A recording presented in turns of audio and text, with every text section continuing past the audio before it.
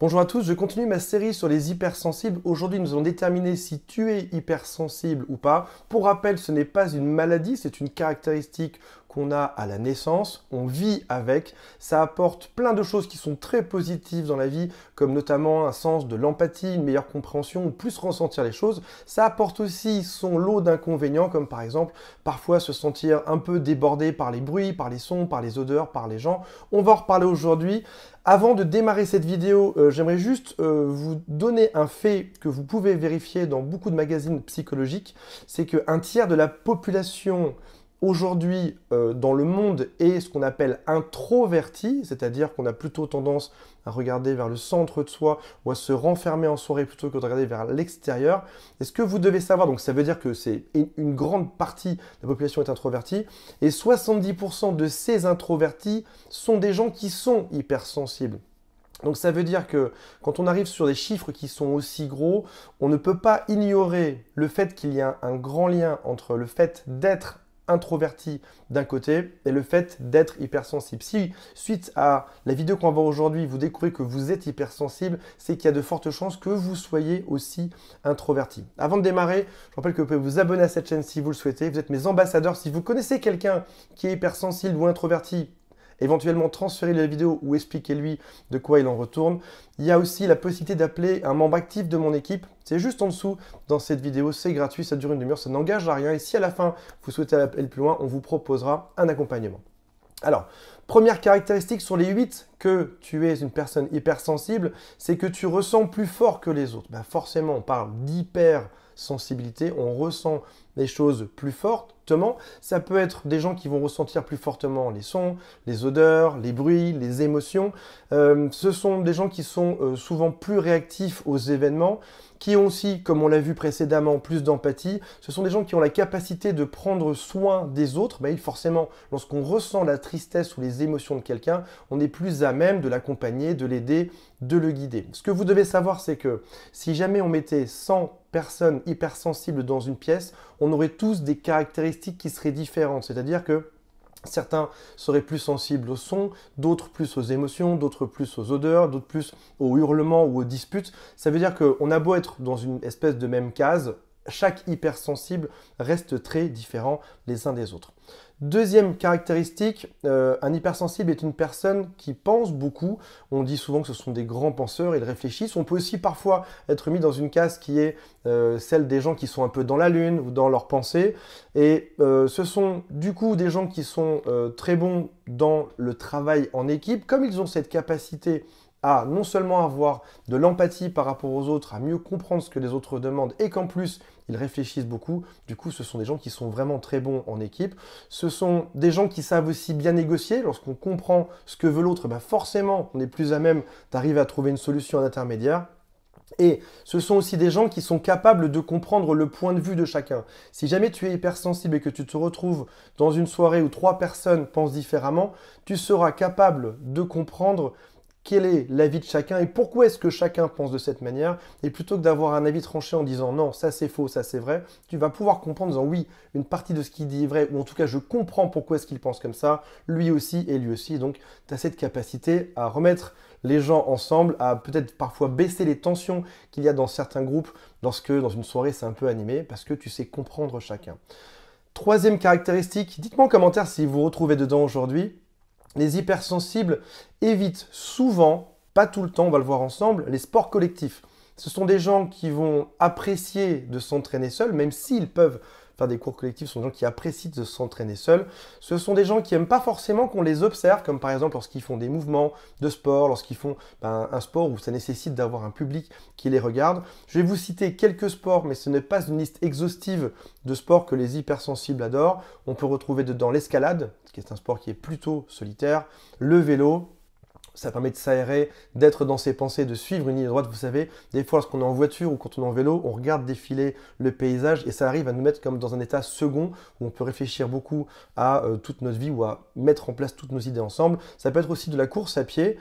Donc, ça peut de temps en temps être des cours collectifs ou des sports collectifs à condition que ce soit fait avec une personne de confiance, comme par exemple un super ami, un frère, une sœur, ou alors un conjoint, ou alors un ami, parent, frère, sœur, quelqu'un en tout cas en qui on a vraiment confiance. Dans ce cas-là, ça peut être très agréable parce que cette personne va venir nous rassurer, on se sentira moins seul là-dedans. Quatrième point, parce qu'il n'y a pas que des choses positives chez les hypersensibles, bien malheureusement, et je suis bien placé pour vous en parler, c'est que ça peut parfois nous prendre plus de temps pour faire des choix. Que ce soit par exemple aller trouver le bon menu au restaurant, que ce soit de savoir où on part en vacances, que ce soit de décider des choses pour notre quotidien ou pour le week-end, ça peut prendre un peu plus de temps. Et on veut être sûr de ne pas se tromper, et donc on va prendre notre temps pour mesurer toutes les options.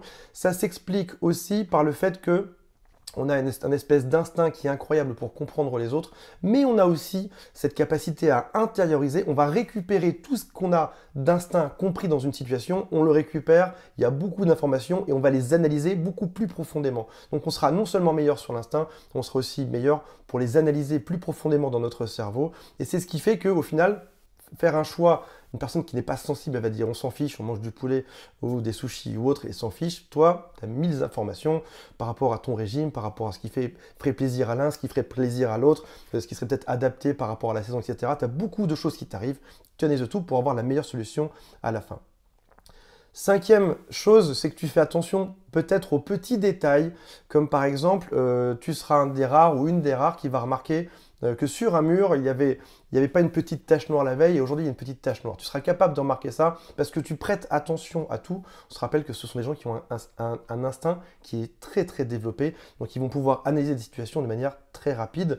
Tu pourras aussi voir par exemple chez tes amis s'il y a quelque chose qui a changé, s'il y a une coupe de cheveux qui a changé, s'il y a même un ton de voix qui a changé, qui est plus aigu, qui est plus grave, qui pourrait noter un signe de stress ou de relaxation, tu vas pouvoir le remarquer.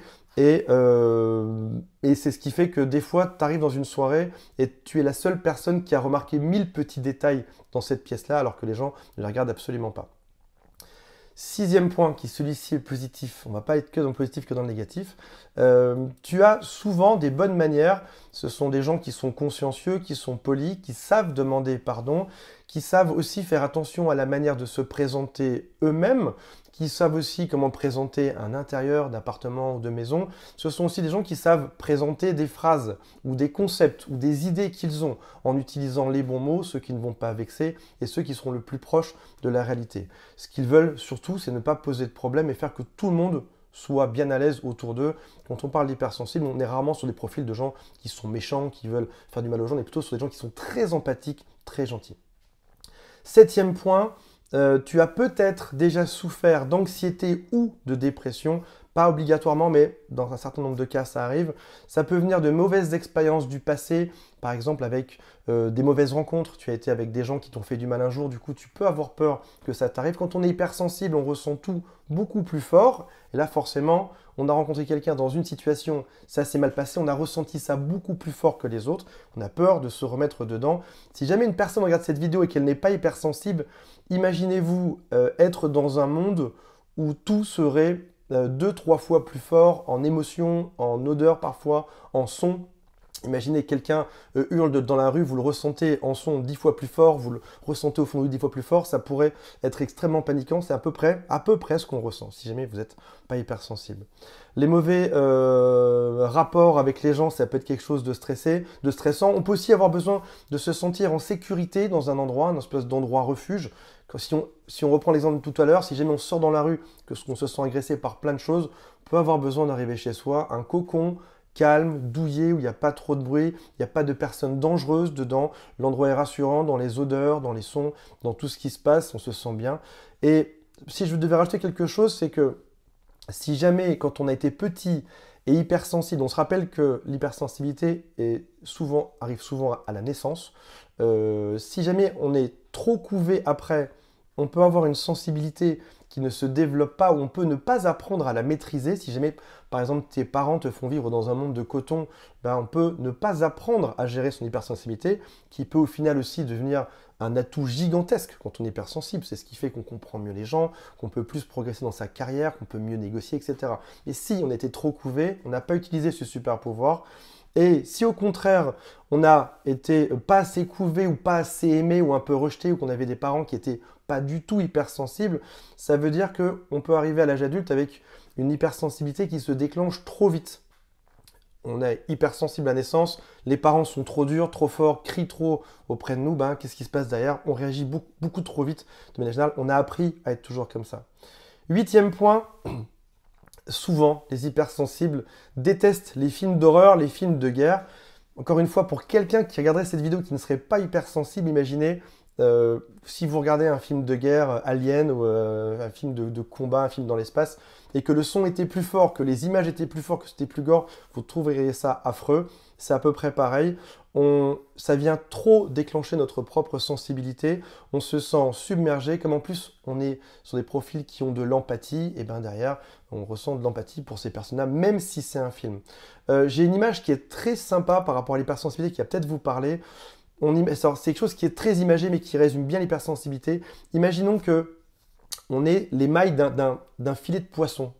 C'est vraiment imagé, mais ça explique bien la chose. On a les mailles d'un filet de poisson devant nous, et toutes les choses qu'on reçoit, les sons, les odeurs, les gens, etc., certains ont des mailles qui sont plus ou moins larges, c'est-à-dire qui vont tout laisser passer, mais ils s'en fichent, et d'autres qui ont les mailles beaucoup plus serrées, ce qui serait le cas de l'hypersensible. Et les hypersensibles vont récupérer des choses, vont récupérer beaucoup plus d'informations, et à un moment donné, là où une personne qui n'est pas sensible, qui laisse tout passer et s'en fiche, va juste voir, j'ai faim, il y a un restaurant, on mange dedans. L'hypersensible qui va récupérer des millions d'informations selon la taille du maillage va pouvoir avoir tellement d'informations qu'il faut beaucoup plus de temps pour traiter tout ça. Donc c'est pas qu'on a un cerveau qui est plus lent, plus rapide ou différent. Les hypersensibles sont des gens qui captent, qui sont la capacité de capter beaucoup, beaucoup plus d'informations. Je vous rappelle que vous pouvez vous abonner. Il y a un quiz juste en dessous pour savoir si vous êtes hypersensible. Mettez-moi un commentaire aussi pour me dire si c'est votre cas ou pas, ou combien de points sur 8 vous avez. Rappelez-vous que ce n'est pas une maladie. On est hypersensible, on le reste toute sa vie. Maintenant, il y a une seule question à se poser, c'est est-ce que j'en fais un super pouvoir ou est-ce que je le subis? J'imagine que vous préférez en faire un super pouvoir, donc on va continuer sur ce genre de vidéo si ça vous dit. Salut à tous, bye!